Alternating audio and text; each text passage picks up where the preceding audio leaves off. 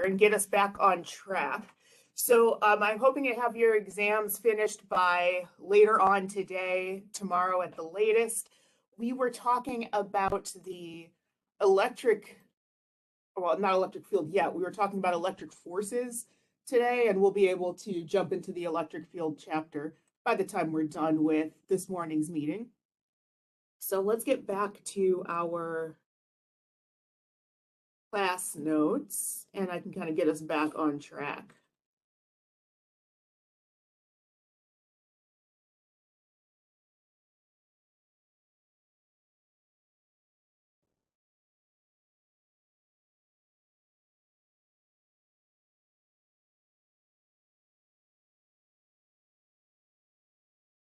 One second.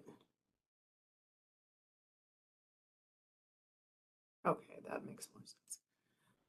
Okay, so you should be able to see my screen in a second or two. Okay, so we spent the beginning of this unit, really, I guess the latter part of Wednesday's lecture, developing this charge model, and we came at it from a direction that's a little bit different than what we have done in the past. Here we were imagining that we could carry out a set of simple experiments and then use the outcomes of those experiments to come up with a way to describe how the charge model works before actually diving into like a theory or a quantitative approach. So we're going to get to see a lot of this in this week's lab, so I won't spend a whole lot of time re-reviewing it.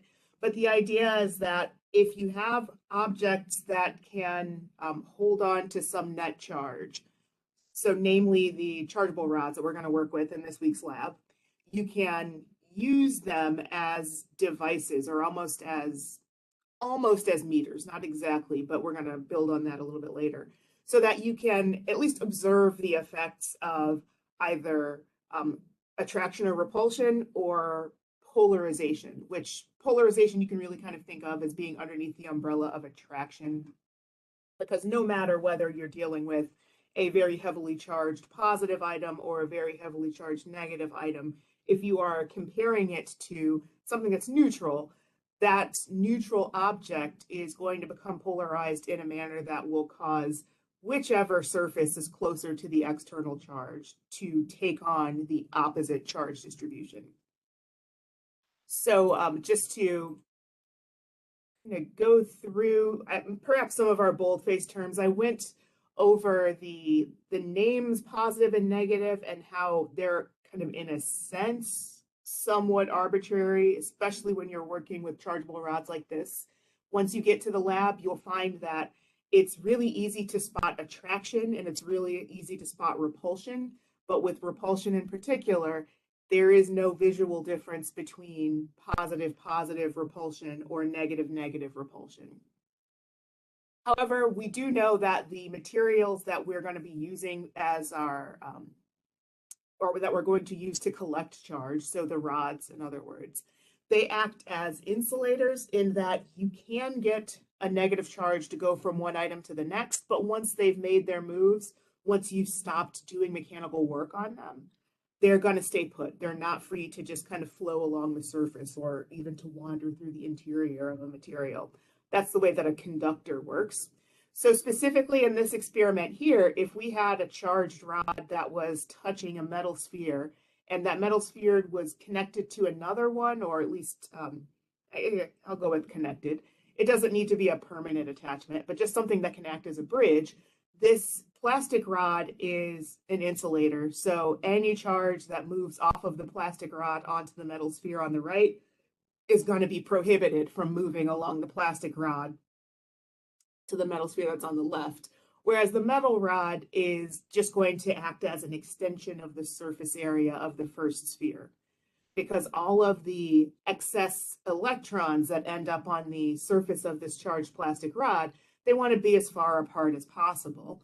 And while they're not free to move around when they're on just the surface of the plastic rod, once that surface is touched to something that conducts, those charges are going to continue moving until they can get as far apart as possible. That's not something that happens instantaneously, but it happens over such a small time period that it's not something that you'll be able to see, or not a step of the process that you'll be able to isolate in this week's lab. There's a lot more to that story that we're going to talk about once we get into discussions of current conductivity and then circuits. We introduced this concept here of the fundamental charge.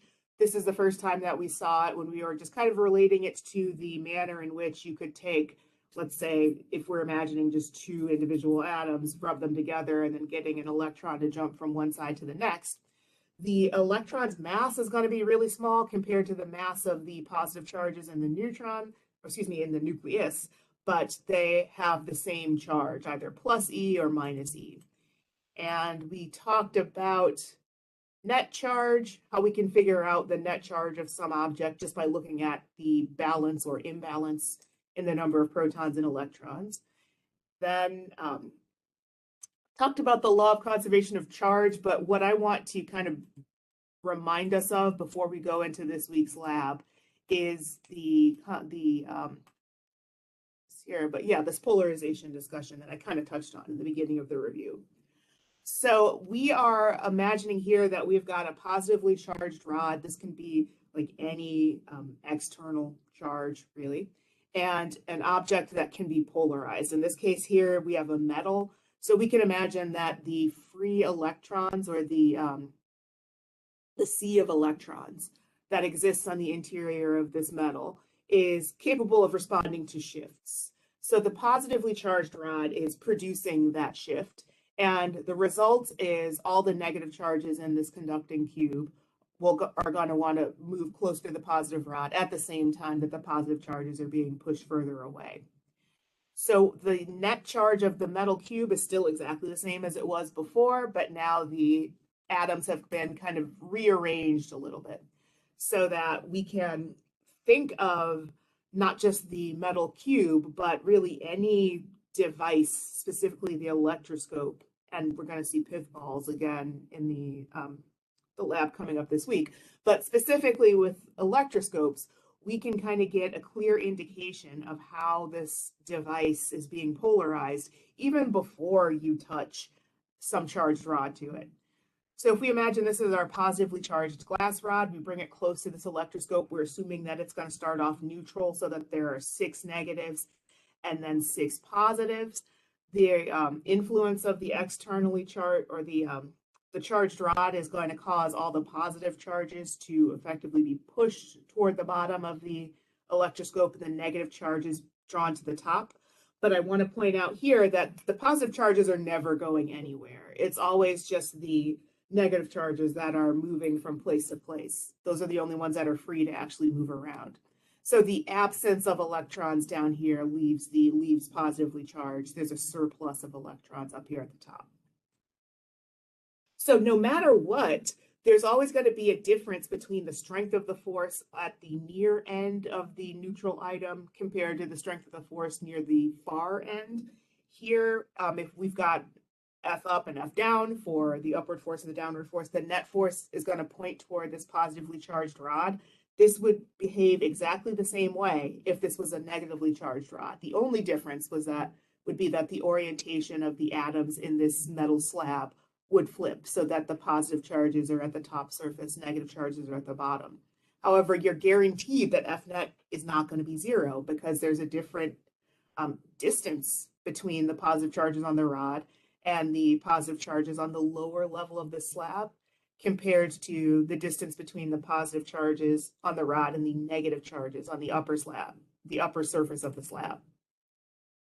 So the polarization that is the result of bringing this heavily charged object, it doesn't matter whether it's positive or negative, close to something that starts off neutral, is something that we can kind of exploit so that we can charge an object without physically touching the charged rod to it.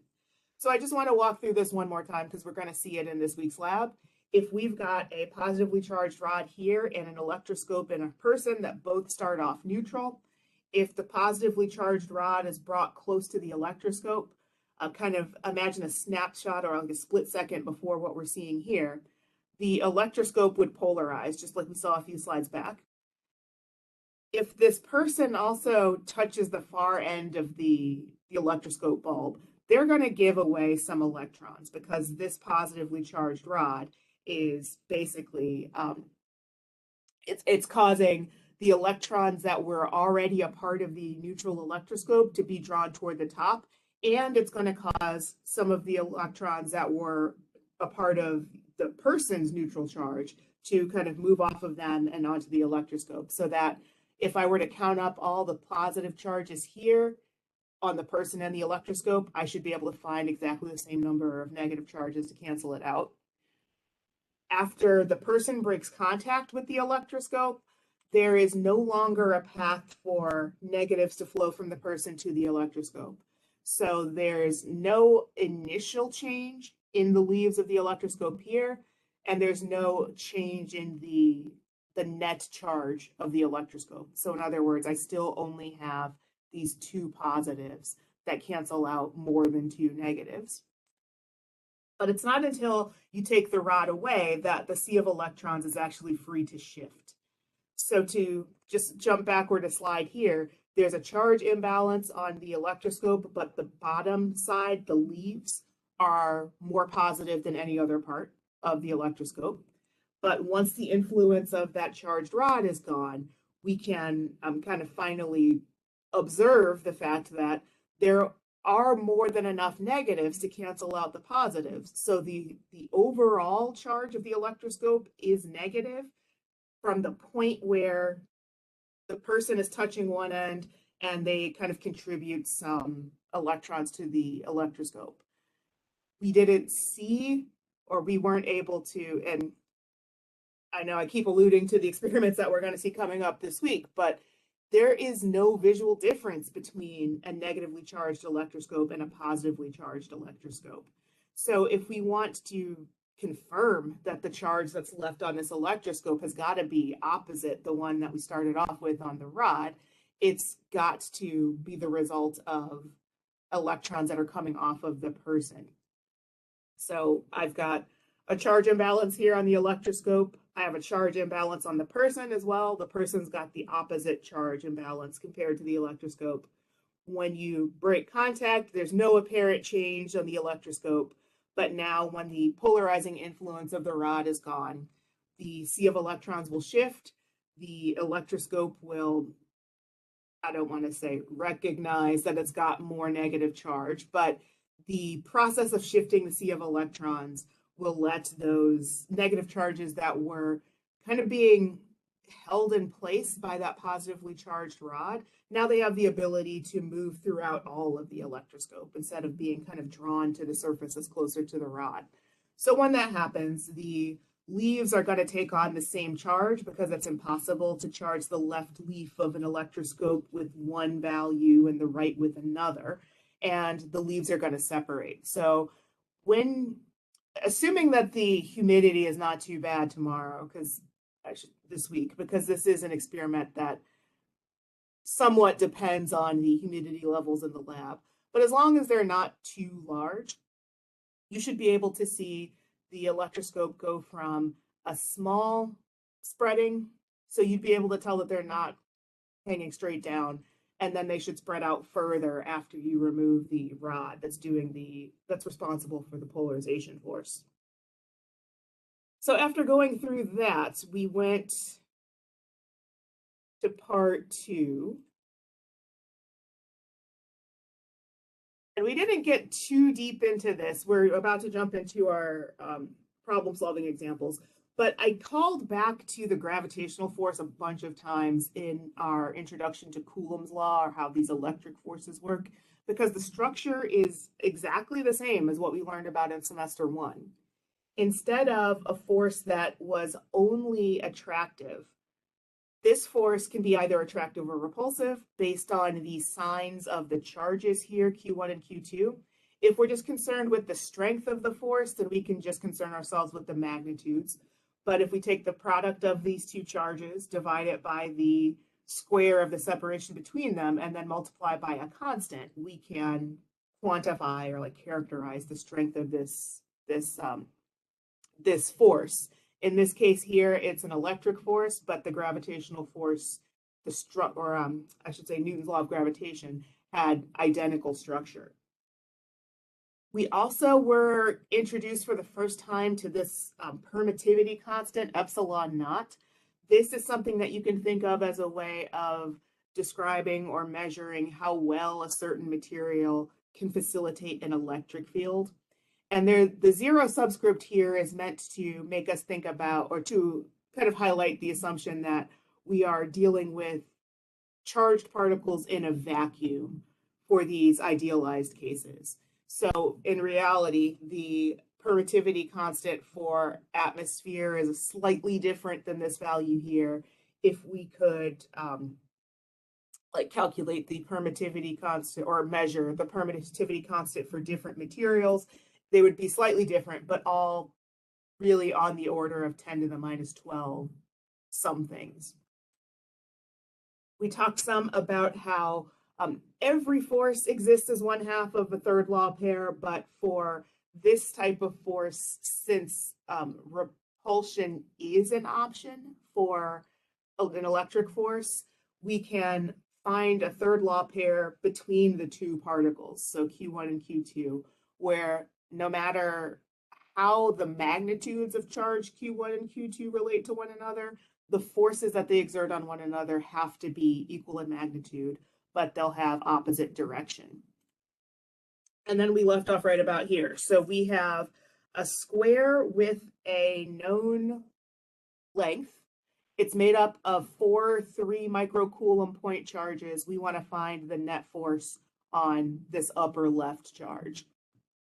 So I'm going to switch over so that we can solve this. And like I alluded to in the notes from last Wednesday, we are going to come back to this square of identical point charges a few more times when we talk about electric field, electric potential, and electric potential energy. So I forgot I've got to stop on this side before I can log in here.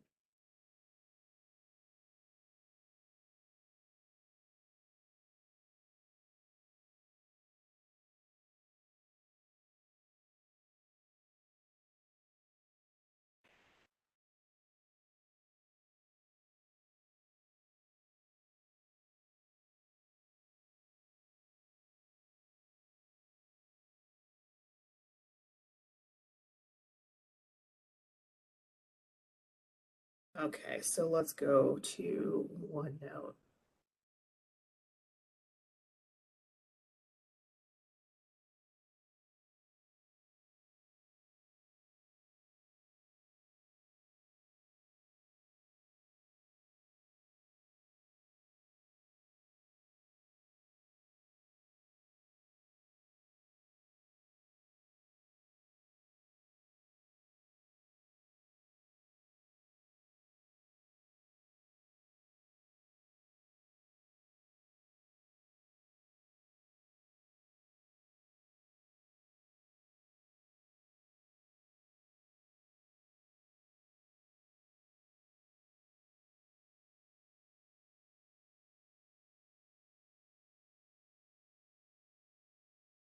Oh, is it really not going to sync?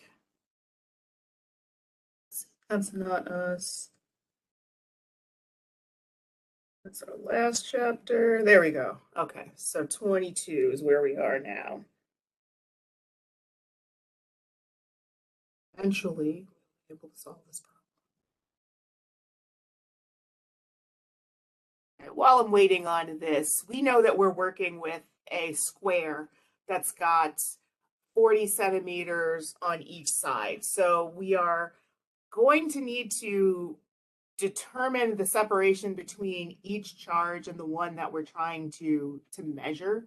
So for 2 of those 3 charges, it's going to be as straightforward as just taking the 40 centimeter distance itself. But we're going to need to know the diagonal for that not right triangle, but the diagonal for this square. so that we can determine how far away the one that's in the bottom right corner is. So I'm gonna just label these. This can be charge 1, this can be 2, this can be 3, this can be 4. And if we know that charges 2 and 3 are both 40 centimeters away from charge 1, we have to figure out what the diagonal of this square is. So I'll call that R14. We can use the Pythagorean theorem to figure out what that's got to be. So if one side of the square is 40 centimeters, then the Pythagorean theorem will show me that, so 0.40 meters squared plus another 0.40 meters squared will give us that hypotenuse. So this, let's see, I will work in meters here, just because we're dealing with a force, and a force has got, or a Newton has a meter in it as opposed to a centimeter. So 0.4 squared plus 0.4 squared is going to be radical 0.32. I'm going to leave it in that form.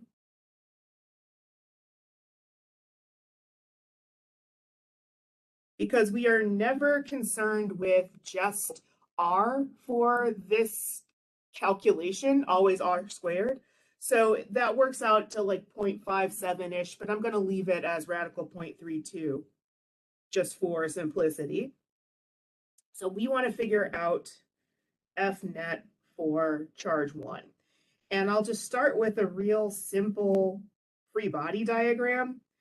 From charge 2, or the force of charge 2 on charge 1, I know that's going to be a repulsive force. So F2 on 1 would have that magnitude and direction. F3 on 1, since all of these charges have the same magnitude, since charges 2 and 3 are the same distance away from 1, that magnitude should be the same. And I'm going to move my label down here so I can draw F4 on 1 when I'm ready for it. So this is F2 on 1. F4 on 1, charge 4 is a little bit farther away than 2 and 3 are. So the magnitude is not going to be as large, but it's going to be oriented along that diagonal. So F4 1. The net force on charge 1 is just going to be the sum of all those. So what we can do is calculate the magnitudes of each of those individual forces and then add them as vectors. And one thing I want to point out before we move on is that if we're dealing with a square that is 40 centimeters on each side, that means that we can find a 45, 45, 90 right triangle. 40, but 45. 45 degrees here. That'll be helpful when we add the forces later. So the first thing I want to do is figure out the force of 2 on 1. Write that the opposite way, F2 on 1. This is going to be K times Q1 absolute value times Q2's absolute value over R12 quantity squared. So we're dealing with positive 3.0 microcoulomb charges. So I'm going to just plug now this Newton meter squared over coulombs squared. So since there's a coulomb in the denominator of that constant K, I want to convert these microcoulombs into coulombs. So Q1 and Q2 have the same magnitude, so I'm just going to throw a square in this numerator, and I'm going to say 3.0 times 10 to the negative 6 coulombs times itself, and then divide that by R12 squared, where R12 is 40 centimeters, so 0.40 meters quantity squared. And I'm going to calculate the numerator because that numerator is going to recur in all three of the calculations I need to do. So I'll just do it once so that I can reuse that numerator a few times. So this is going to give us 0.08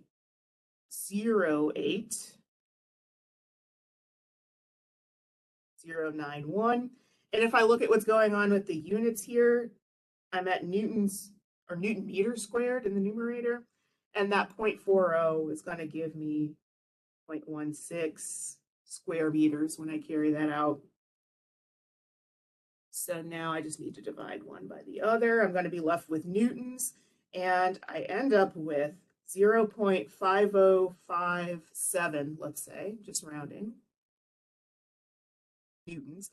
I'm going to worry about sig figs at the very end. So the strength of the force of charge 2 on charge 1 is this large. Since charge 3 is exactly the same distance away, that charge or that force is also going to be the same. So F3 on 1, and I should really point out that I'm looking at the magnitudes here, so I'll put absolute value bars there. That's also going to be 0.5057 newtons. So for the fourth charge, the magnitude of F4 on 1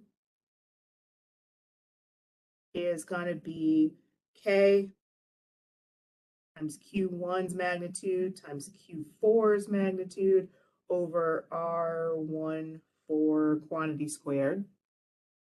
I already know the numerator is going to be exactly the same as what I saw before. So I'm just going to carry that 0.08091 Newton meters squared from our previous calculation and divide it by the square of R14.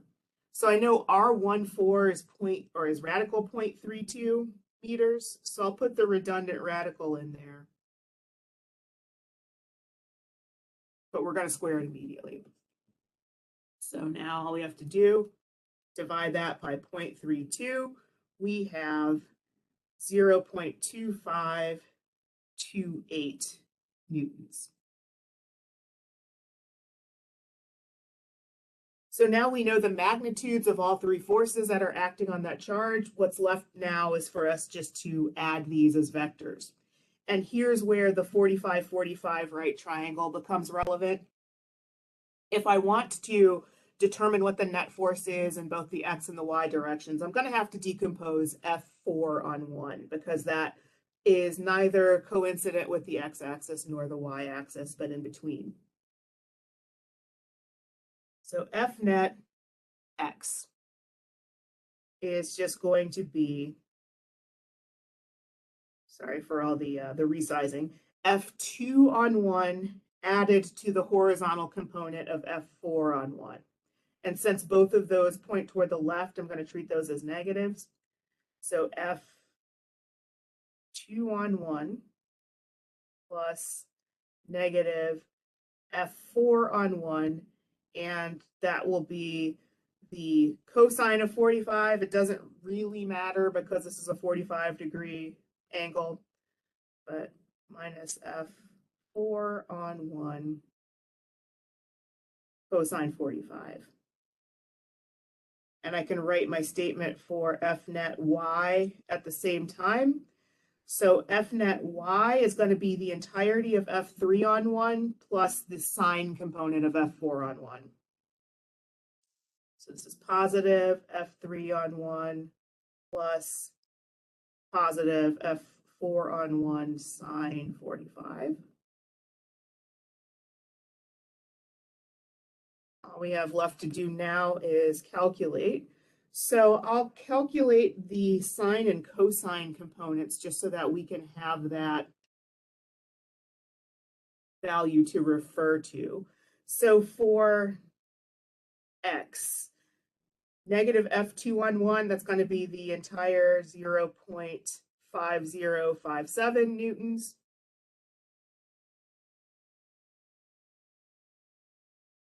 Plus now negative 0.3576.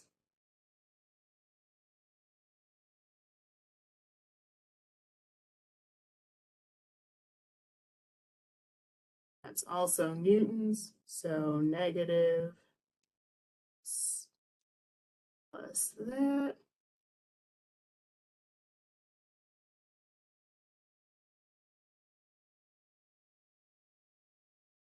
And then I'll do the same thing for the y direction. That's positive 0.5057 newtons plus 0.3576 newtons.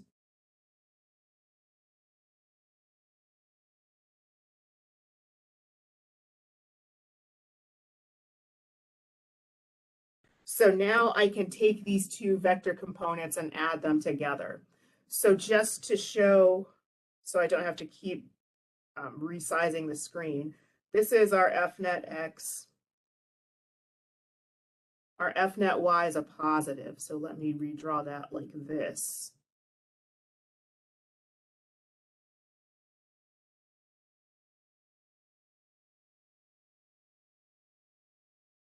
So that means that the sum of these two vectors is going to be along that hypotenuse. So if I want the magnitude of FNet, I can just add these in quadrature. So take the square root of negative 0.8633 newtons quantity squared plus positive 0.8633 newtons quantity squared. And let's see what we get there.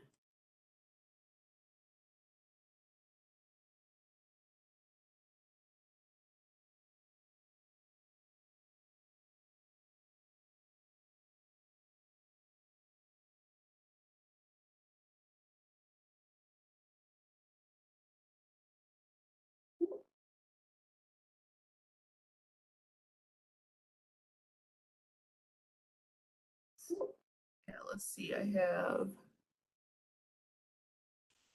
Yeah, you're right. I grabbed the wrong, I took the cosine of 5057.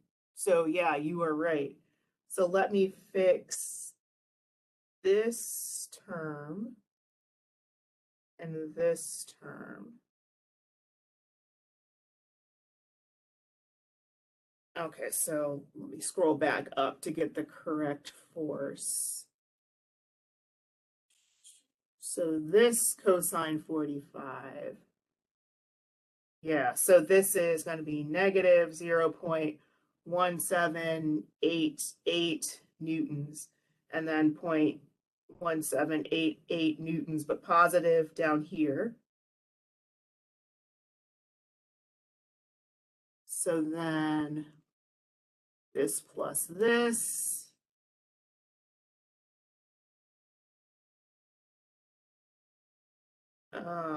What am I looking? Oh, this here. Okay, so this is going to be negative 0.6848 newtons and positive 0.6848 newtons. So that's squared times 2 square root is going to give me these values.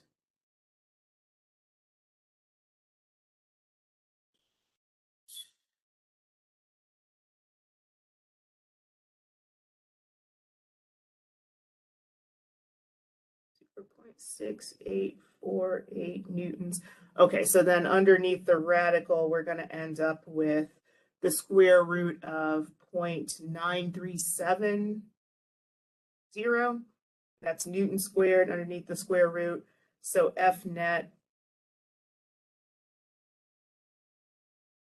instead is going to be 0.9680. 680 newtons. And we have 2 sig figs to work with in this problem, so we're going to take that to 0.97.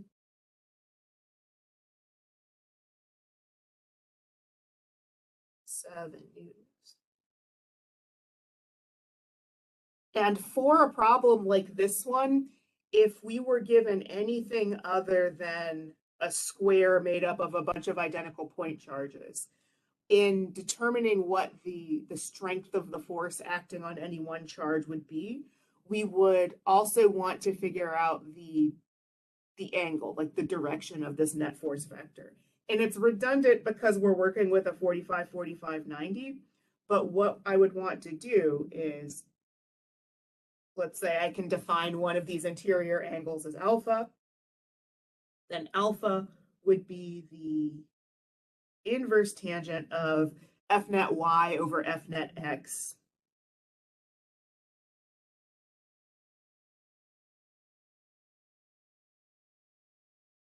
Those have the same magnitude, so that would give me a 45-degree angle. However, if any of the charges had a different magnitude, or if we were not just working with a square, but really any other shape, then this meaning of this angle alpha would be less obvious right off the bat. But that's how you can figure out how to communicate the direction of this angle. And let me look at I want to leave this up for anybody who is following along, but I want to look at the exact text of this question.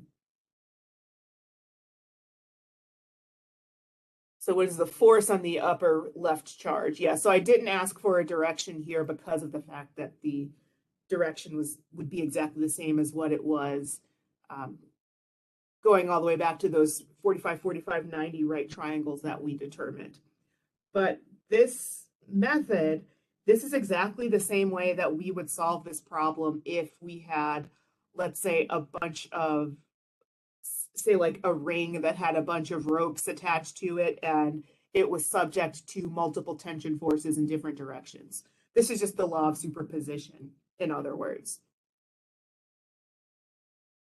Okay, so thank you for retracing my steps there, because I felt like that force that we are calculating was too big, but I didn't see why until it was pointed out in the chat. Okay, and if memory serves, the next slide is another practice problem. So this is one that we kind of set up or we talked about at the end of our lecture from Wednesday of last week. We've got 3 charges. We know the magnitude of 2 of them. We don't know the magnitude or the sign of the third one, but we want to figure out where we could place that charge so that it experiences 0 net force as a result of the other 2. So let's take a crack at that one. We've got, in this case here, a plus 5.0 microcoulomb charge and a plus 7.0 microcoulomb charge. And I know that they are a meter apart from one another. So what I can do here, and it might not be immediately obvious at first glance, but I'm going to leave these charges in microcoulombs because I'm not solving for a force, I'm solving for a position. So I can make a couple of notes here, a couple of annotations to this image to get us going. We know that charge 1 is at the origin, charge 2 is a meter away. So charge 3, in order to have 0 net force as a result of the other 2, it's got to be somewhere in between charge 1 and 2. So I'm going to just choose this position here to say that that is the ultimate position of charge 3. I can then say that if, let's say, D is this distance here. Let me start with an X here. So I know that this is equal to 1.0 meter. If the distance between charge 1 and charge 3 is 1.0 meter minus D, that's just another way of saying that D is this distance here. So I can write a few force expressions for the force of charge 1 on charge 3 and the force of charge 2 on charge 3 and set them equal to one another, because my whole goal is for the net force on charge 3 to be equal to 0. So I want F1 on 3 to have the same magnitude as F2 on 3.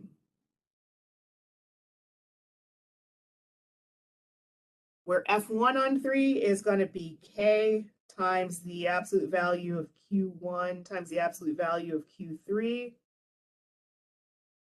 divided by R13 quantity squared. And then on the right-hand side, I'm concerned with the absolute value of charge 2 times the absolute value of charge 3 divided by the square of the separation between 2 and 3. And here's where we can make use of the fact that we don't need to know the value of charge 3 in order to figure out what the spacing between these 3 charges has to be, because I have a Q3 on each side I can cancel. I have a K on each side that I can cancel. And I'm left now with Q1 over R13 quantity squared. That needs to be equal to Q2 over R23 quantity squared. And here is where I want to rewrite R13 and R23 in terms of the X's and D's that we talked about earlier. So R12 we know to be 1 meter. R13 we can write as 1 meter, or like X minus D is what I should actually put here. So let me get rid of that and just replace it with an X. So this is going to be X minus D, and then R23 is D. So I can rewrite that down here in these denominators, where R13 is just going to be X minus D quantity squared.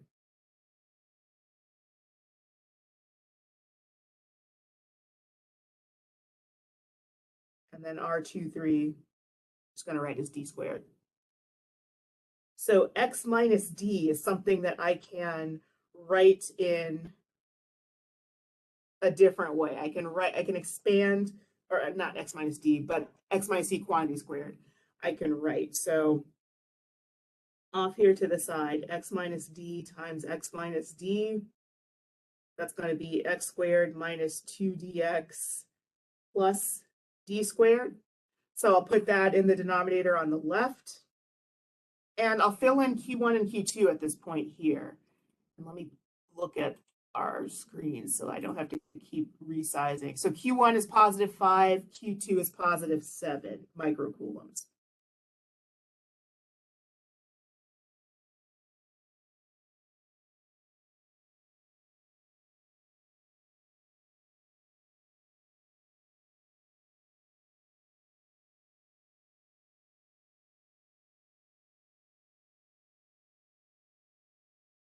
I know that X is equal to 1 meter, so I can cross multiply and then come up with an expression that will require a quadratic, but I can use it to solve for lowercase d.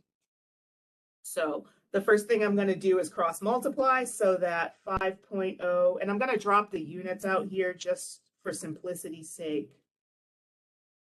5.0 times d squared is going to be equal to 7.0 times this polynomial.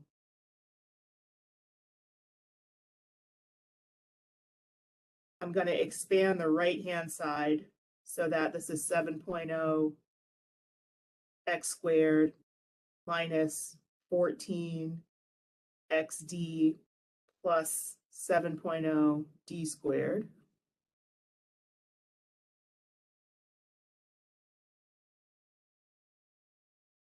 Now I've got a 5.0 d squared on the left. I want one side of this equation to equal 0, so I'm going to subtract a 5.0 d squared off each side.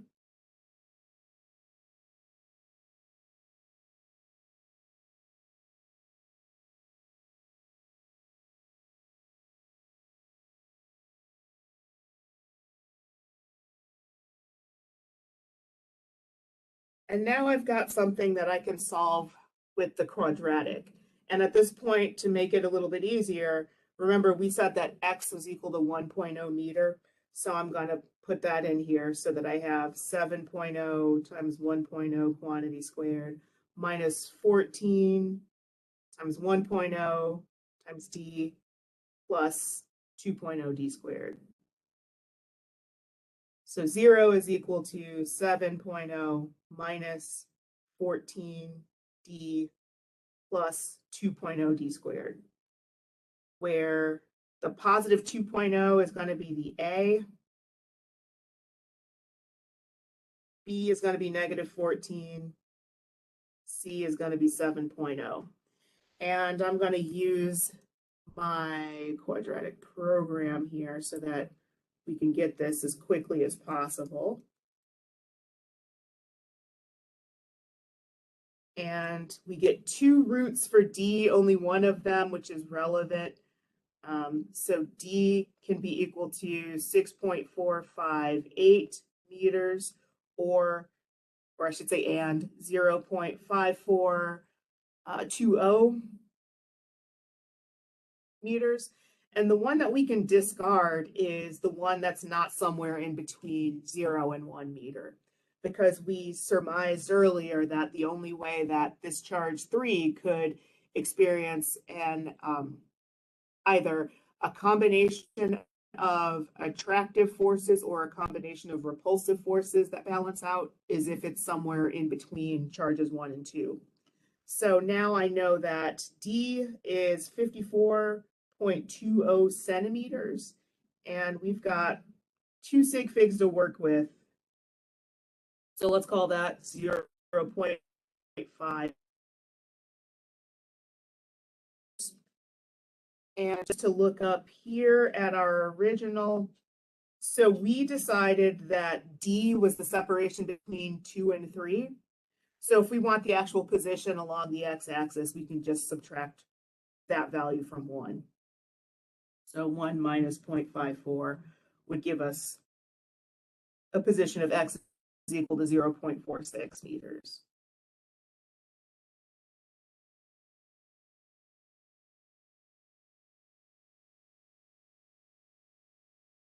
Again, we could do all of this without knowing whether charge 3 was positive or negative, and without knowing the magnitude of charge 3.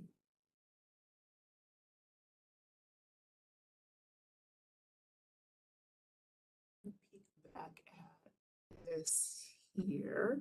So we are going to go back to our course notes in a moment, but before I go back, is there any part of this that you need to see or hear explained one more time?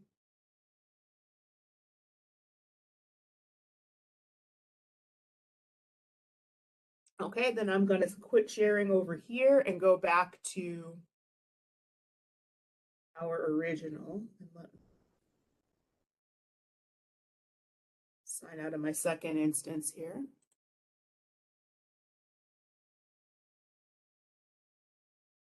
Okay, so we determined the position along the x-axis where our third charge could be placed and have a net force that balances out to 0.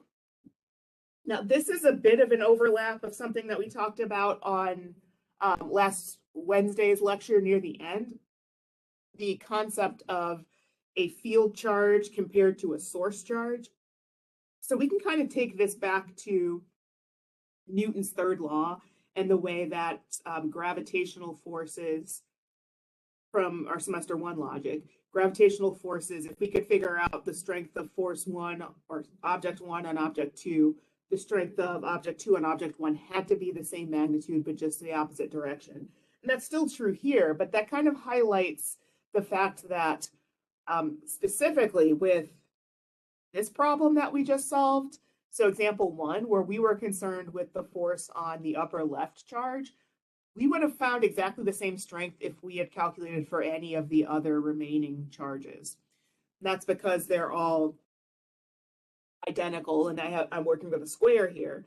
But that kind of brings us back to the concept of an agent versus an object that we talked about in semester 1 for the first time, where the agent can be the thing that is causing or like imparting a force on something else. The object is the thing that would actually be capable of accelerating.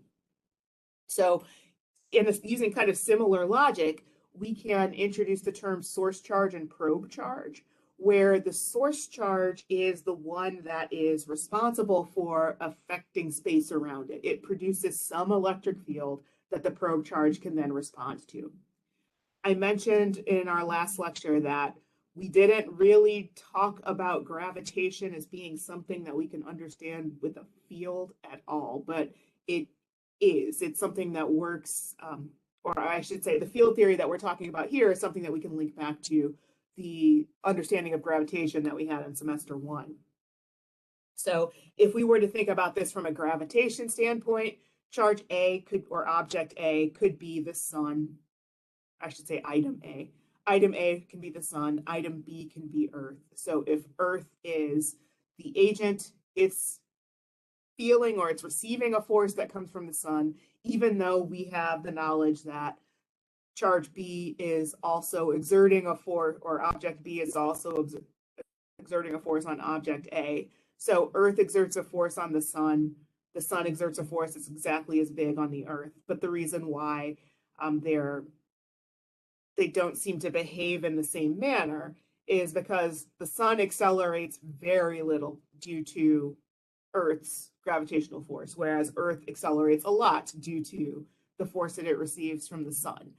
The forces being equal and opposite does not mean that the accelerations have to be equal and opposite. So when the masses are really different, the accelerations are also going to be really different.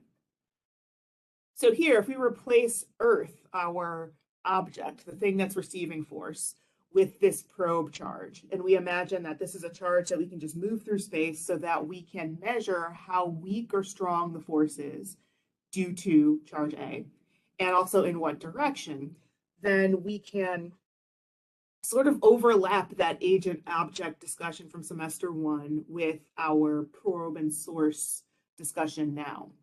And this set of images, or this trio of images, is included here just to kind of get you acquainted with how the illustrations in our book communicate this idea, because an electric field is not something that you can see unassisted.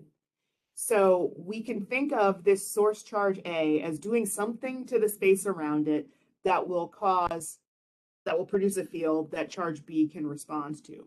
So that something is kind of communicated with these wavy lines, so that if you were to put charge B into this field, it would be influenced by what charge A is doing. So the diagram on the left is kind of like a straight up free body diagram, something that we would have been able to understand in semester 1. And now off here to the side, we're kind of overlapping it with this idea of a source charge versus a probe charge, where the source charge is kind of like the agent, the probe charge is kind of like the object. So relating that back to gravitation, if we know that every force exerts as 1/2 of a third law pair, but we're dealing with two items that we can kind of go back and forth between thinking of as the agent and the object, then we can sort of remind ourselves of the fact that this is something similar to what we saw in semester 1. I feel like I talked about that a lot in our lead up to like the beginning of this lecture, so I apologize for the redundancy here, but you already have some familiarity with the gravitational force. That's something that is, or whose effects are generally a little bit easier to see in everyday life than the effects of an electric field or a magnetic field. So you should lean on that understanding of gravitation to give you some confidence about how the electric field and magnetic field exert electromagnetic forces on charged particles. It's not as easy to kind of see. I can't just give you a charged particle in lab and ask you to do something to it the same way that I could ask you to put a cart on a track.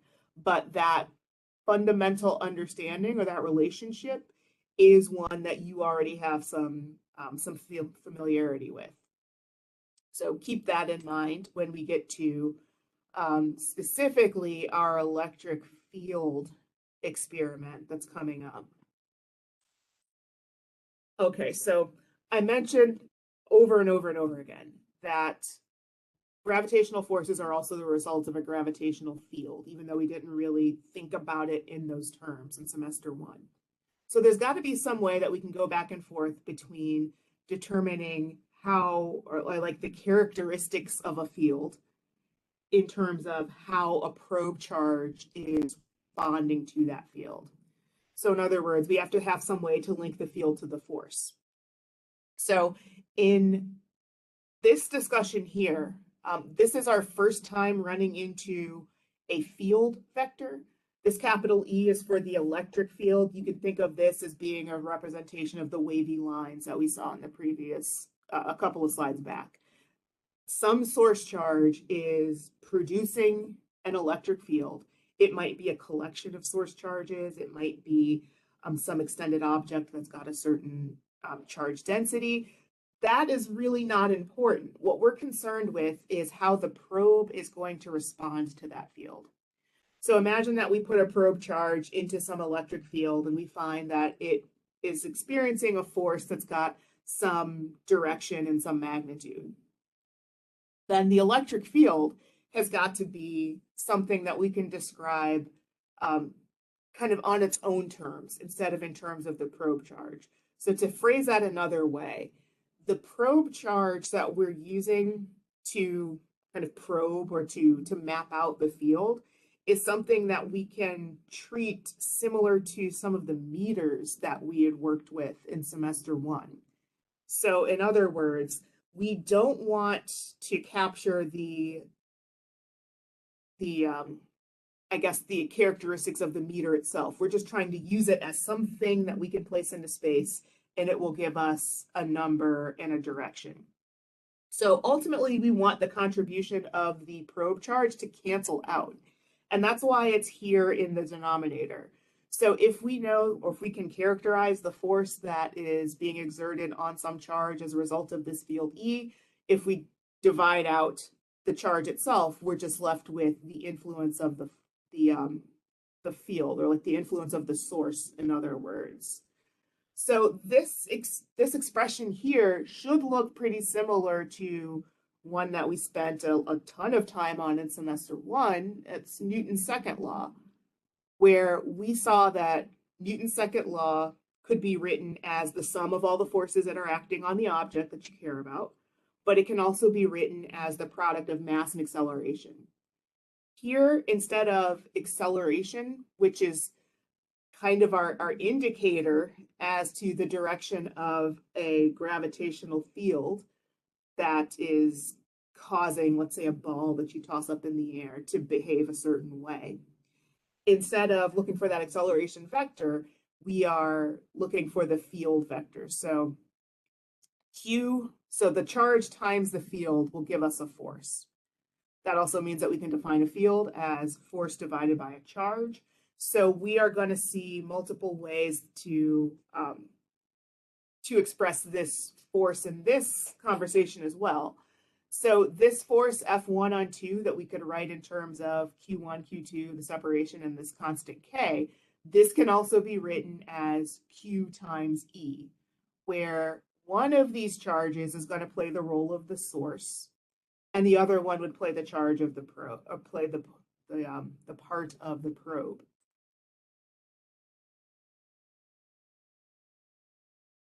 So this force in the numerator, the force on some charge Q that has some position in X, Y, and Z coordinates, that's the same as this one here. So the force on that charge is going to be equal to the charge magnitude times the electric field, the same way that if we were calculating, let's say, the normal force that a table would have to provide in order to hold up a notebook compared to our textbook, those forces get larger as the mass gets larger because you're literally asking the table to do more work or to provide more resistance to hold up the textbook compared to the thinner notebook.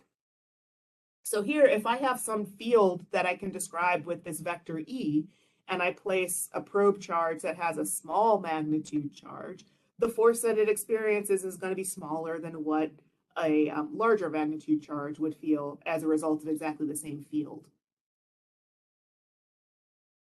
So this set of images here kind of introduces some notation that our textbook illustrations use so that we can tell the difference between a force vector and a field vector.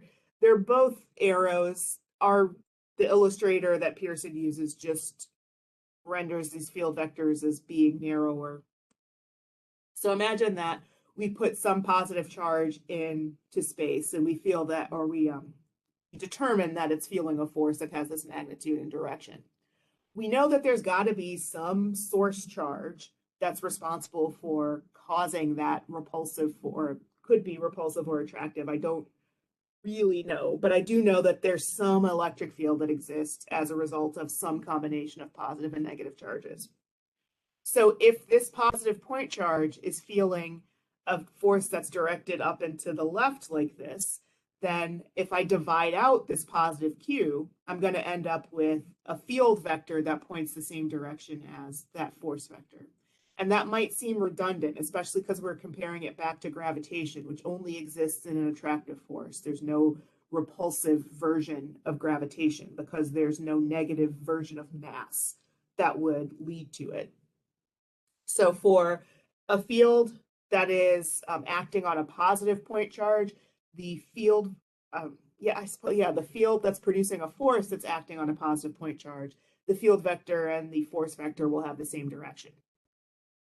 So imagine we take the same point charge and we move it to some different point in space. Now this point charge is some different distance away from the combination of positive and negative charges that are producing this electric field. So the magnitude of the field is a bit larger at this position here, and it's oriented differently. So I harped on the fact that we were treating, or we were assuming that our probe charge was a positive. That's usually going to be a safe assumption to make unless you're given some sort of indication to the contrary. But here's how you deal with a negative probe charge that's receiving a force from some field vector that's oriented toward the right side of our screen. So when your probe charge is a positive, the field vector and the force vector have the same direction, but they're 180 degrees different when you have a negative probe charge. So if we have the same old field on the right-hand side, it's going to be capable of producing forces that are the same strength, but will flip direction if we switch from a negative to a positive or vice versa. So if we take a look at this thought question, imagine that that dot is an electron and it's placed in this area that has an electric field that has a direction indicated by these field vectors. If we want to figure out what the force on this electron would be, I can tell you there is enough information to tell. Take a second or two to see if you can come to a conclusion, and then we'll talk it through like normal.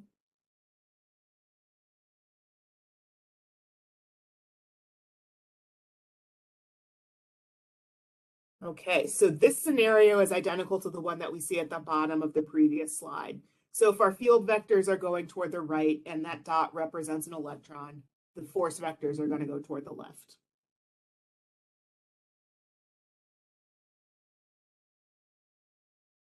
Okay, so just reveal everything that we have here. I think that I kind of mentioned these ideas a bit earlier, but just to kind of loop back to them so that we can place them in like the appropriate context. If we're dealing with two charges, Q1 and Q2, and we're asking one of them to play the role of the agent, the other one's going to play the role of the object, we probably want to do better than just naming them Q1 and Q2. To kind of bring you back to an idea that we encountered in semester 1, when we were talking about gravitational forces and there is a difference in mass between these two items, we assigned the larger mass object capital M, the lower mass object was lowercase m, so that lowercase m would be our object as opposed to the agent. So we're doing something similar here with Q and Q prime, where we can assume that Q is the source charge. It's the one that's responsible for producing the electric field that Q prime is going to respond to. And again, it's always valid for us to kind of flip that POV and evaluate the force that Q prime exerts on Q, but we would want to change the names to kind of flip that perspective. So if we can introduce Q prime to some space that's affected by some source charge Q, the direction of that force will, combined with the sign of our probe charge, will give us some information about the orientation of the field vectors. So we saw that we had two different ways that we could write, or that we could quantify, the force acting on one charge due to another. So in this case here, if our probe charge is our Q prime and it's being affected by some source charge Q, the force on that charge would just be K, which we're writing as 1 over 4 pi epsilon naught here. Those are identical to one another, times Q prime over R squared, where lowercase r is just our separation between the 2 point charges. And we know that this is a vector quantity. So instead of just trying to use terms like attractive or repulsive or even positive or negative at this point here, we're just going to describe the direction of this force as being away from the source. And that's because we are assuming here that our Q prime is a positive. That would flip if our probe charge was a negative. This would be toward the source instead. So if we know that the force is 1 over 4 pi epsilon naught times Q prime over R squared, and we know that the electric field is the force divided by Q prime, we can just divide Q prime out of this expression at the top and end up with this one at the bottom, so that we have a way to characterize how strong an electric field is and what direction it's oriented in, just by knowing either the value of the source charge or the, if we're talking about a whole bunch of source charges, then the total charge of that distribution, and the position between where we're imagining dropping our probe charge and the charge distribution itself. So this 1 over 4 pi epsilon naught times Q over R squared is almost identical to the force, except for that value of Q prime, or that, that Q prime that's divided out. So I want to give you a heads up. We're going to run into 4 separate equations that all have some combination of 1 over 4 pi epsilon naught, Q, and R, where when you have 2 Q's in the numerator and then 2 R's in the denominator, that's a force. Now I have 1 Q in the numerator and then 2 R's in the denominator, that's a field. We're going to see another pair of combinations of those same quantities and our discussion of electric potential and electric potential energy that come a couple of chapters down the road. One thing I want to point out here is kind of subtle. We're switching from, I guess, from just like any old generic coordinate system to specifically radial coordinates here, because the source charge is going to produce vectors that, or is going to produce a field that can be described by vectors that either point directly toward that source charge or directly away from it. So radially inward or radially outward. So we can use our r hat unit vector to determine the direction of this electric field. And if we need to kind of convert that or collapse that back into a Cartesian coordinate system, we can do that using exactly the same logic that we did in example 1, where we were solving for the force on one of the charges that made up that 40 centimeters squared. I calculated F net in terms of X and Y and then put them together. But if you go back and look at that solution, there I can also describe that net force in terms of an r hat unit vector. Okay, then this image here, I think we talked about some in Wednesday, our lecture from Wednesday from last week, but I just want to point out again that the positions of the probe charges, so like the black dots in these images, are not identical to one another, but the conclusion that we can reach about the probe charges, are the field vectors having the greatest magnitude when they're closest to the charge and the smallest magnitude when they're furthest away. That's true for each of these images. In this case here, we're imagining a square. Don't think of this as multiple probe charges, but just one probe charge that we can move through space. So whenever that probe charge is at like the midpoint of any of the sides of these squares, the field vector is going to be large because the force that that charge would feel would be greatest at a shorter distance. Meanwhile, if we look at the corners of this square, the charge is a little bit further away from the source, so the magnitude is going to be a little bit less, but they're still going to point radially outward, so away from our positive charge. And for the negative charge, they're going to do the opposite. Here we're imagining moving this probe charge in a circle around our negative source charge. So in none of these positions in this inner circle is any closer to or farther away from any of the others in the inner circle. So the field vectors are all the same length, but as you move further away, those field vectors get shorter and shorter because the force that the source charge is exerting on the probe is getting weaker and weaker. And that's also true for our positive example here. The difference between the, I guess, the direction of the, or like the nature of the electric field that's produced by a positive probe charge, or excuse me, a positive source charge as opposed to a negative source charge, that is what accounts for the field vectors being given different direction. And just to restate again, it's helpful to think of a field as something that we can use to understand why a force exists.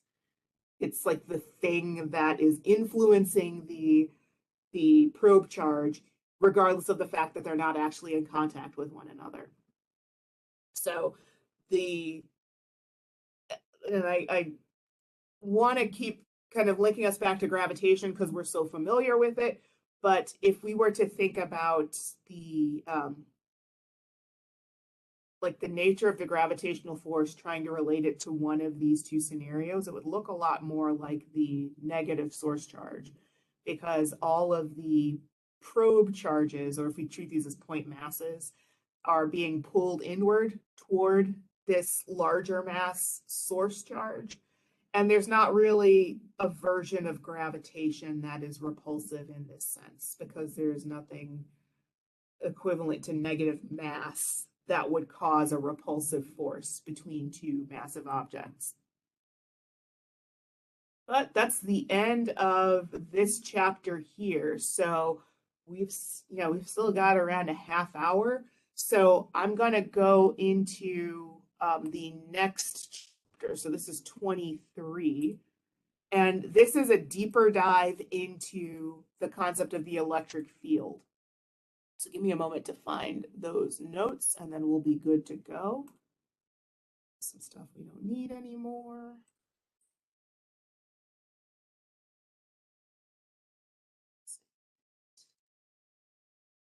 Okay. Okay, you should be able to see my screen in a second.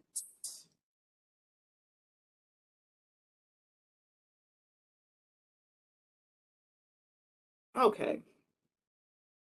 So there we go. My mouse didn't want to cooperate today. So here's our goal here. We have kind of laid out some groundwork at the end of our previous chapter, namely about the relationship between the electric field and electric force. Now we want to learn how we can calculate the strength and the direction of an electric field and then use that to make some judgments about a charge distribution. So I want to just point out here that I'm going to follow a kind of basic outline for our discussion of electric fields, potential, and potential energy. First, we're going to keep it simple by just starting with a single point charge and trying to understand how the electric field forms around that. We essentially accomplished that with the last slide from chapter 22, where if we had a single positive or a single negative, we can make some judgments about the orientation and the strength of the electric field vectors around it. Kind of as an in-between step between 1 and 2, we can look at how charge distributions made up of individual discrete point charges behave. This is kind of like example 1 that we solved in chapter 22 with the square of point charges. We could treat each point charge as an individual, look at the individual pairs of point charges and then add all those forces together to get F net. But at a certain point, we're going to move from thinking about this charge distribution as if it is a large number of individual charges and kind of bring it toward this infinitely charged wire and infinitely charged plane. Then finally, a charged sphere. So probably, not really shocking. The electric field that forms around a charged sphere is going to be pretty similar in character to the one that forms around a single point charge. The only difference is that this sphere has a surface charge and a surface charge density that is the result of more than one point charge, more than one negative, either accumulating on the surface of the sphere or being taken away from the surface of the sphere. But in essence, we're going to just kind of make this more complicated as we work our way from 1 to 2 to 3. Then 4 is going to be less complicated than the previous two.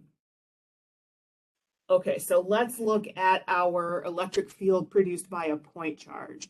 Here we're not imagining the first step of this process, which would be imagining that we could place a probe charge into some space that's being affected by the source charge, then measuring the force that that charge feels, and then dividing out the contribution of the probe charge Q prime. We're kind of jumping to the end of that procedure where we've already divided out our Q prime, and we can measure how strong this field is as long as we know Q, the source charge, and R squared, so the square of the position between the source and the probe. Here we have our positively charged probe charge, our positively charged source is what I mean to say. And we do have more of like a circular set of positions that we can assign to our probe charge so that we can see that that circular dependence or that circular pattern that we saw for the negative probe charge is also valid for the positive. So let's imagine that that probe charge is acting like a force probe so that we can put it into different areas. We can get a number and a direction, and we can try to characterize the overall distribution and strength of that field. What we would be doing is measuring a bunch of individual forces, getting the field vector that corresponds to that force, and then adding those field vectors together. So we're just using the principle of superposition again, but for electric field vectors as opposed to force vectors, which is the earliest iteration or the earliest use of that principle of superposition that we ran into. But remember, we also had a discussion about this when we were talking about waves and how waves superimpose over one another. We could just take the characteristics of, let's say, one section of string and see what it's doing when different waves are moving through it, and then we can just kind of add those together. So this is almost identical to Newton's second law, only that we're taking the ratio of the force to this charge and adding that together as opposed to just the force itself. So if we imagine that this source charge is capable of producing a field that exists in all 3 dimensions as opposed to just along one line or just along the radial coordinate system, we can take those vectors that are expressed in the radial direction and project them into the x, y, and z, or project them along the x, y, and z axes. So if we have some field vector E1, we are perfectly capable of splitting this into an E1x, E1y, E1z, and so on, and we can add them together that way. That's essentially the procedure that we used for the example number 1 in chapter 22. Now we're revisiting this unit vector notation. It makes a lot of sense to use it for radial coordinate systems, but remember we can also use this for Cartesian. So our field component E net x multiplied by this unit vector I hat added to the same for y and j and z and k. That's another way that we can accurately communicate both the magnitude and the direction of this net field vector E net. So if we kind of see this in practice, let's think back to that slide that we saw a bit earlier where we imagined taking a single probe charge and moving it through space so that we could measure the field vectors as a result of some single source charge. What if we have two different source charges to worry about? Source charge 1 and source charge 2. If we place a probe charge at any point in space, we can simultaneously measure the field produced by just source charge 1 and just source charge 2, and then add them together to figure out what the net field is. This is basically just the parallelogram rule from our vector conversation in semester 1. So if there are 3 source charges, then we can just figure out what our field vector is for this probe charge here and add that together, just as we described on the previous slide. So this example here is a kind of useful one because it is letting us kind of look at the role that symmetry plays in systems of point charges that we're using to measure the field at a certain point. So imagine that that point P is where we're ultimately going to place our probe charge. And the probe charge is measuring the field due to these 3 equal point charges. We're treating them all as positives here. We can pretty easily adapt this to figure out how the field would behave at point P if they were all negatives. So we have our origin centered on our middle charge. Positive y goes up, negative y goes down, and our probe charge is going to be somewhere along the x-axis. If they're all equally spaced, which is the case here, then the separation R1, 2 and R2, 3 are going to be the same value. That's D. So we can use the Pythagorean theorem to write an expression for the separation between point P and charge 1, and then also point P and charge 3, where for charge 2, it's as if we have a degenerate right triangle where theta is equal to 0. So the separation between point P and Q would just be whatever the position along the x-axis is, because one of our charges is centered at the origin. So for R1, this is going to be one leg of our right triangle, x squared, plus the other leg squared, d squared. The hypotenuse is going to be the square root of that sum. Oh, excuse me. The click wheel on my mouse before I wanted to. That would be exactly the same value that we would get for R3, because the 2 legs of the right triangle that we could sketch would be exactly the same.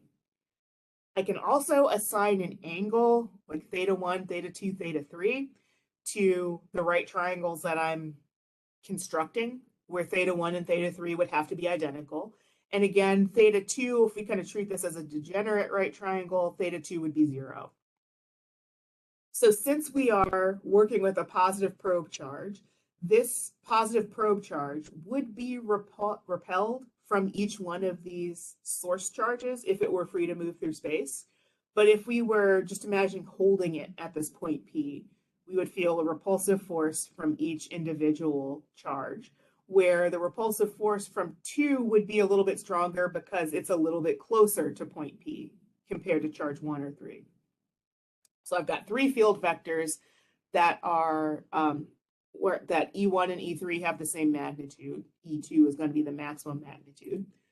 So here's our same image, but just as an inset. Now I want to add up the field components along each axis. So I have an E3, an E1x, an E2x, and an E3x, where E2x is just the same as E2. There is no y component to E2. But I can take the cosine components of E1 and E3 and add them together. So because E1 and 3 are the same magnitude, I'm just going to say that 2 times whatever E1 is going to be the same as E1 plus E3. And then I'm going to add that E2. So for this charge here, Q2, the field at that location is just going to be something I can calculate pretty simply. So I'm starting here because the denominator of the electric field expression for E2 is just simply going to be x squared. So the only change I'm making from here to here is really just assigning really a value to this generic R2 squared. Now, if we do the same thing for the hypotenuses, we can make use of this angle theta. And I'd already mentioned before that it's just the cosine of the adjacent components of E1 and E3 that are going to contribute to the electric field.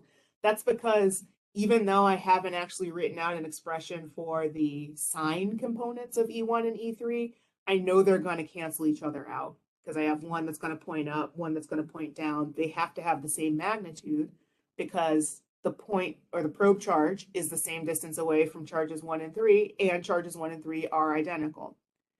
So the cosine is going to be useful because I have an expression for the hypotenuse and I have an expression for the adjacent. So I can replace that cosine theta just with this ratio, adjacent over hypotenuse. So now E1x for the field produced by charge 1 is going to be this constant 1 over 4 pi epsilon naught. And I don't think I mentioned this today, but in our last lecture from last week, I mentioned that you'll usually see a K for conversations about forces and then a 1 over 4 pi epsilon naught for conversations about fields. That's really the only reason for switching versions from K to 1 over 4 pi epsilon naught. I've got Q1 over R1 squared times the cosine of theta, where I can just put, so I have my Q1 that's in the numerator, that sticks around.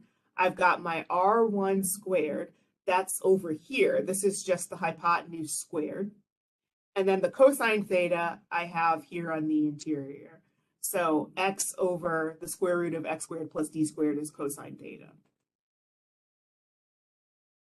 So the net field at point P is going to be the sum of these two, where the first expression that we wrote was the simpler one for the field due to charge 2 at point P. And then we have our expression for E1 that we're going to double. So 2 times 1 over 4 pi epsilon naught times the first couple of brackets, all of that comes from E1. And then E2x is just this term on the end. We can simplify this sum so that we can pull a Q out front because Q2 and Q1 are no different than one another. So I can pull that out front. I've got this x squared plus d squared underneath a radical. It's squared once, but not squared the other time. So I can combine those to raise them to the 3/2 power. And then I'm left with my x squared that was in the denominator of the expression for the field due to charge 2, and then the 2 in the x, where the x here is something I can trace back to that cosine, that ratio that we used to get rid of cosine theta. So if we know, let's say, the charge, the magnitude of the charges, and we know how far they are from one another along the y-axis, we can compute the field at any point x or any point P along the x-axis because we know that the vertical components are going to cancel each other out.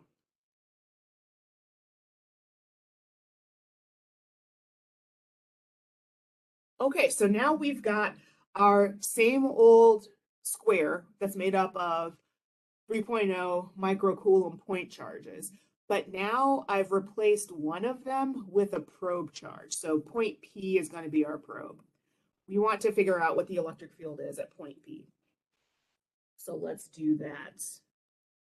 I'm going to log back in here and then bounce over to OneNote.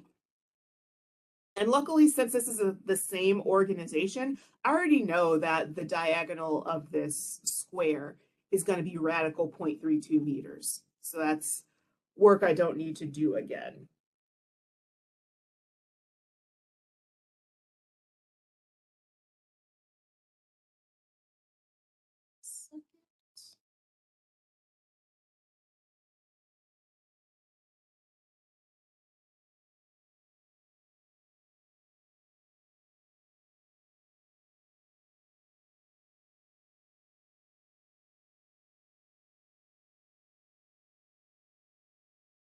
Taking its time here. Okay, here I am. All right.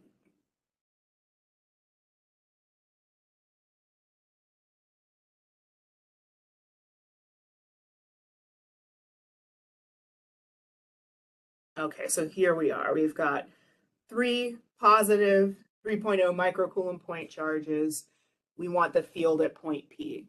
So what I haven't talked about yet is the unit for the electric field. And it looks like there's a lag on my side.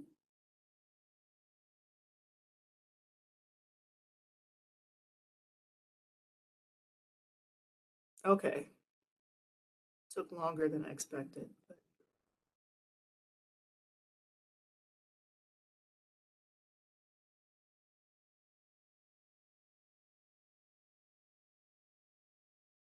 Okay, sorry about that. So let's number these again.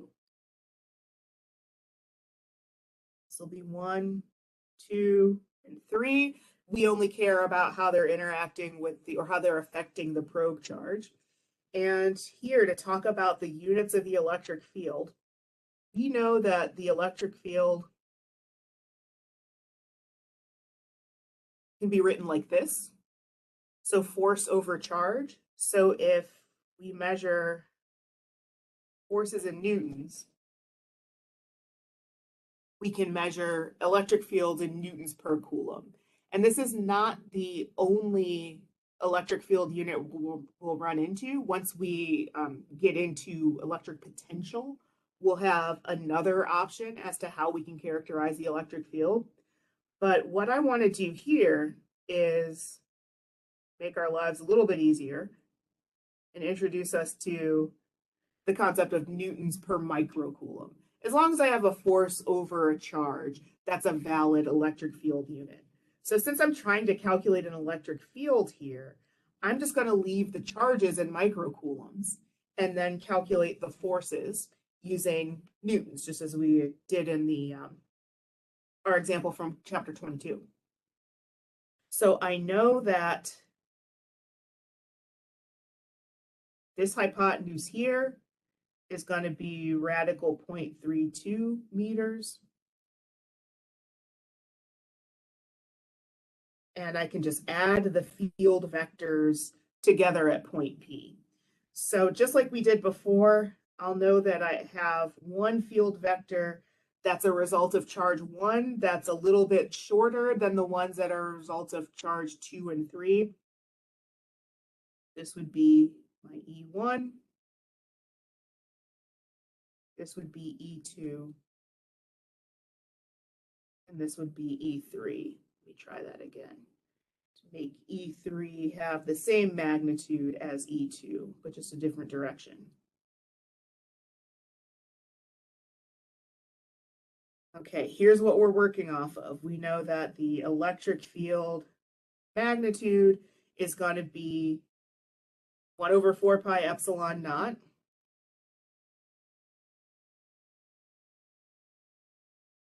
times Q over R squared. And here I'll just put a Q sub I and an R sub I because I'm going to be using different values of Q and different values of R. So let's do E1 first. This force is going to have a magnitude equal to 1 over 4 pi epsilon naught, where I'm going to plug in epsilon naught here. That's 8.85 times 10 to the negative 12. And the units here are coulombs, or coulomb squared per Newton meter squared. All that's in the denominator. My Q1, let's see.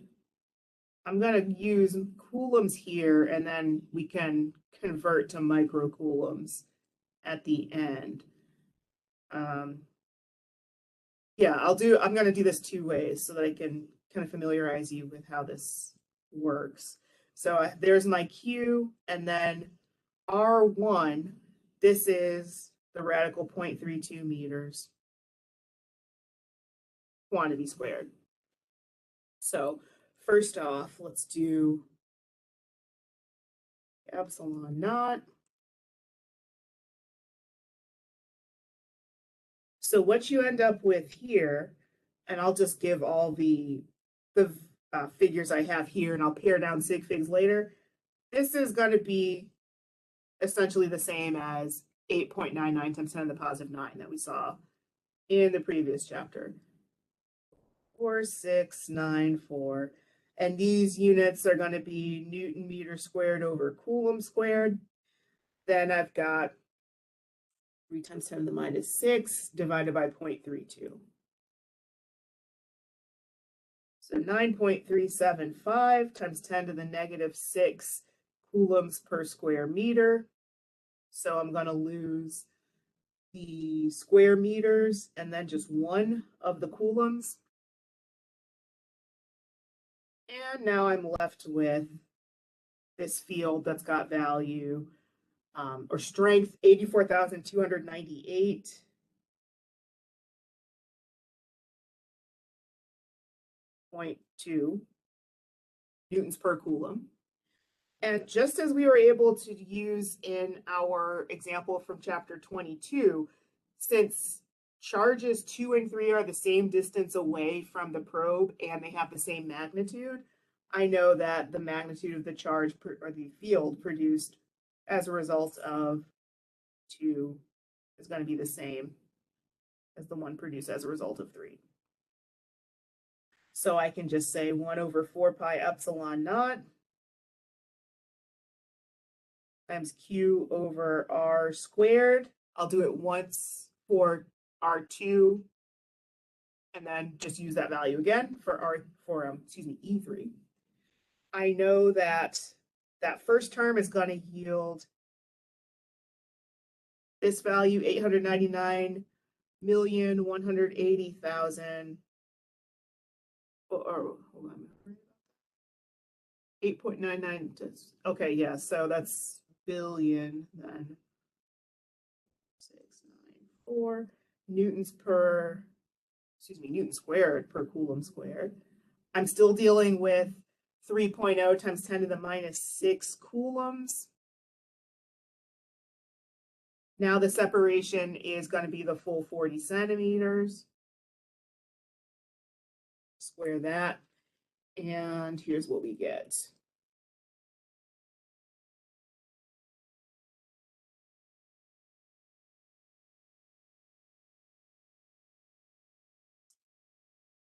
Okay, so this is going to yield all of this. I'll just like put a ditto symbol there for the constant. I'm going to end up with a 1.875 times 10 to the negative 5 coulombs per meter squared here. So when we multiply this through, we get 168,596.3.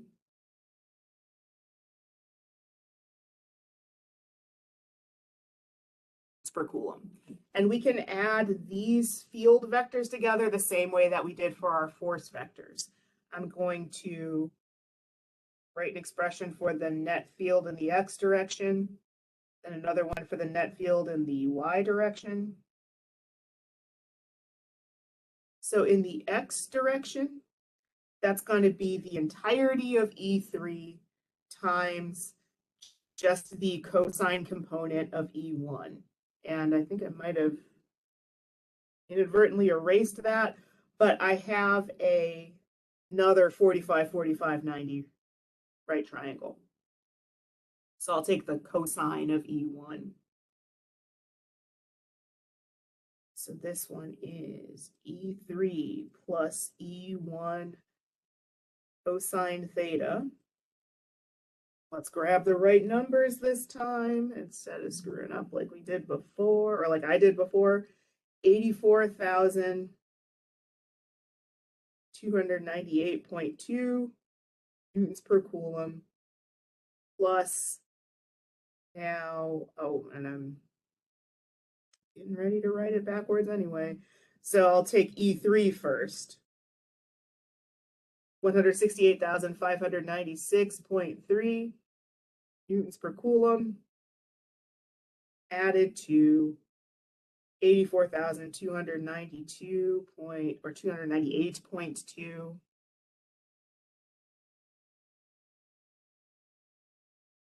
newtons per coulomb times the cosine of 45 degrees. And then for the y direction, Now these vectors are pointing toward negative y, so this is going to be E2, negative E2 plus negative E1 sine 45.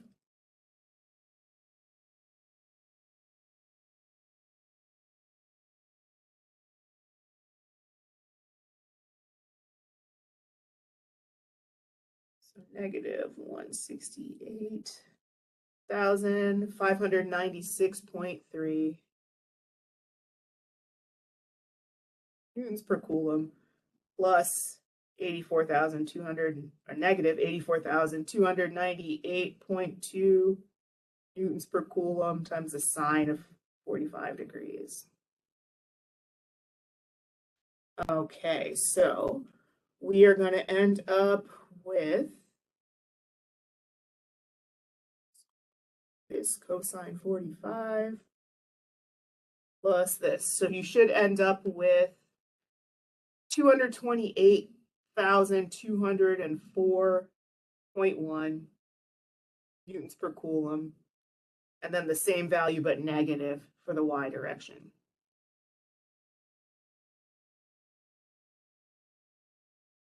So if I want to add these together to figure out the magnitude of the E net vector, I now have something that's going to point into quadrant 4. Net x is positive, E net y is negative.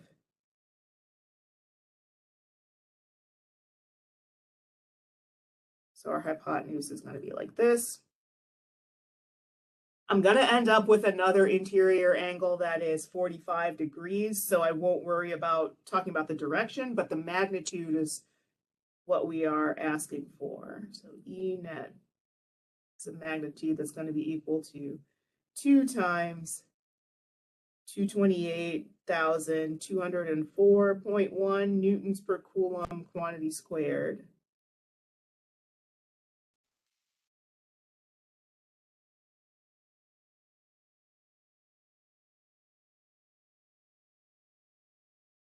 And the net field that we end up with here has magnitude 322,729.4 newtons per coulomb. We have 2 sig figs again here. So let's call that 3.2 times 10 to the 5 newtons per coulomb.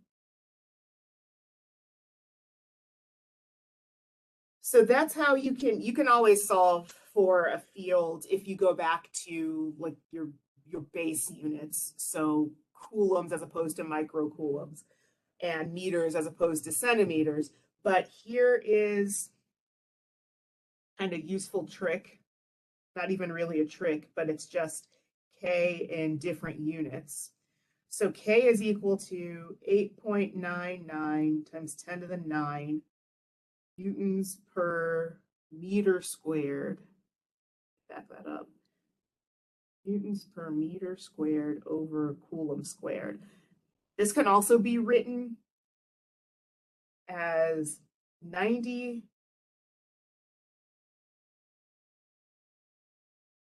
Newton centimeter squared over microcoulomb squared.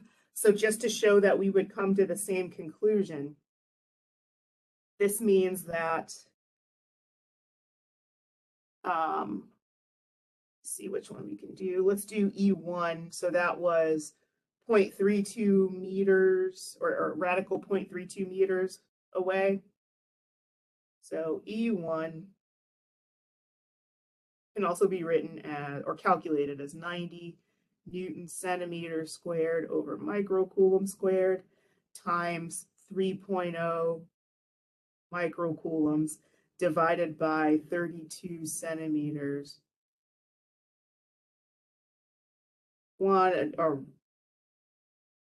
Radical 32 centimeters squared. That is the R value just in centimeters as opposed to meters. And I'm making a mistake there. This is 3,200, right?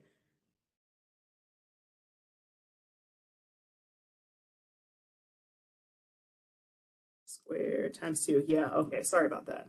So radical 3200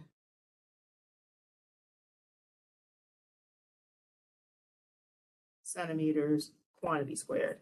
So what you end up with is a field that will be in newtons per microcoulomb because your centimeters squared are going to cancel out here.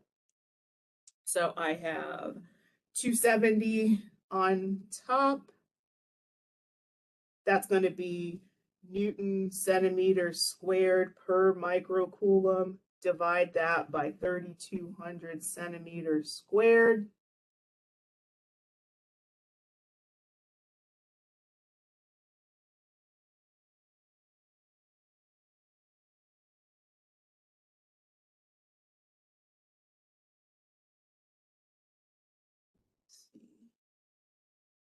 Yeah, that is, I don't know why I second guessed there for a minute, but E1, this is going to be 0.084375 newtons per microcoulomb, which means that E2 and E3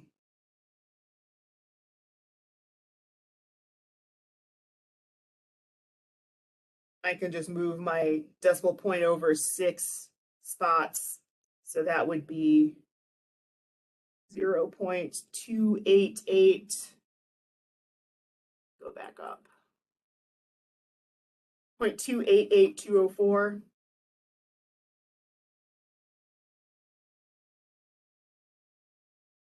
Newtons per microcoulomb. So when we combine that, we would end up with 0.32 newtons per microcoulomb when you apply sig figs, just like we did before. So that is this here. This is on the formula sheet so that if you are solving for a field or maybe even a position, it's not a guarantee or not a requirement that you always have to convert to meters and coulombs. It will always work, but it might be reasonable for the problem that you're trying to solve to work in newtons per microcoulomb or positions in centimeters. And this is just an example of that. And if I look at, yeah, I just asked for the electric field here because the direction is implied. It's going to be negative 45 degrees with respect to positive x. And let me stop sharing here. It's a weird error. I don't know what that's about, but I'll go back to this side here, just so that we can close out.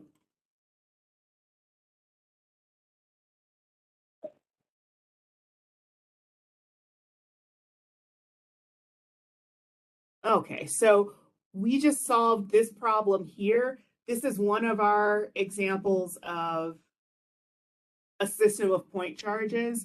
There's one other specific type of system that involves a positive charge and a negative charge that have the same magnitude. This is a dipole. In other words, we can think of each individual polarized atom as being a dipole, and it has an associated dipole moment. So unfortunately, this is a different lowercase p vector than momentum. And there is, I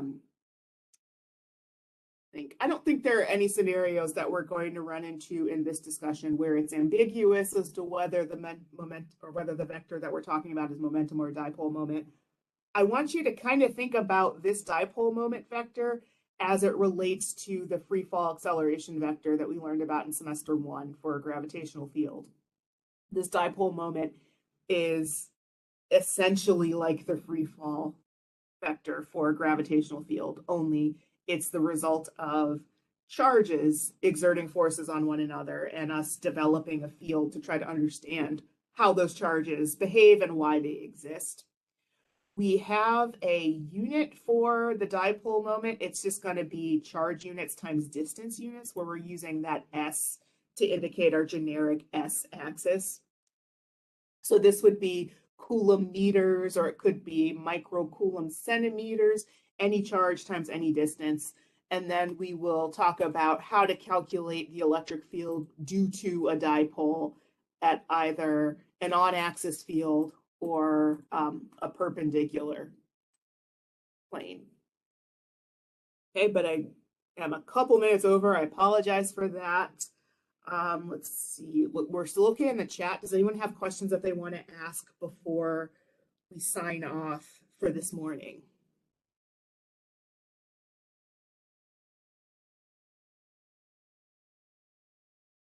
Okay, well, if not, I will see most of you tomorrow.